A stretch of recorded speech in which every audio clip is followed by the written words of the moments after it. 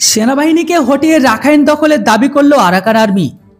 সামরিক সেনাবাহিনীর কাছে থেকে সংখ্যালঘু রোহিঙ্গা মুসলিম অধ্যুষিত মিয়ানমারের পশ্চিমাঞ্চলীয় রাখাইন রাজ্যের নিয়ন্ত্রিত ছিনিয়ে নেওয়ার দাবি করলে ওই অঞ্চলের স্বশাসনতন্ত্রের দাবিতে আন্দোলন করে আসা বিদ্রোহী গোষ্ঠী আরাকান আর্মিগুলো। রাখাইন ছাড়াও বর্তমান সময়ে মিয়ানমার চীন ও ভারত সীমান্ত লাগোয়া একাধিক রাজ্যের বেশিরভাগ শহরের নিয়ন্ত্রণ নিয়েছে সামরিক বাহিনীর সাথে লড়াই করতে সেখানকার বিদ্রোহী গোষ্ঠীগুলো।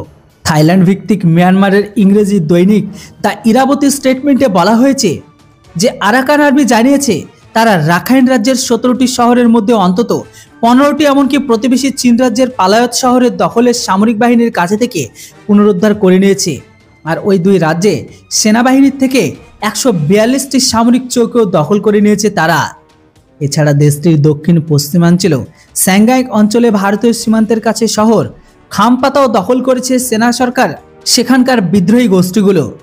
শহরটির নিয়ন্ত্রণ ফিরে পেতে গত 10ই ডিসেম্বর থেকে মিয়ানমার সেনাবাহিনী লাইট ইনফ্যান্ট্রি ব্যাটালিয়ন 228 ও 391 এর প্রায় 200 জন সৈন্য লড়াই করছে।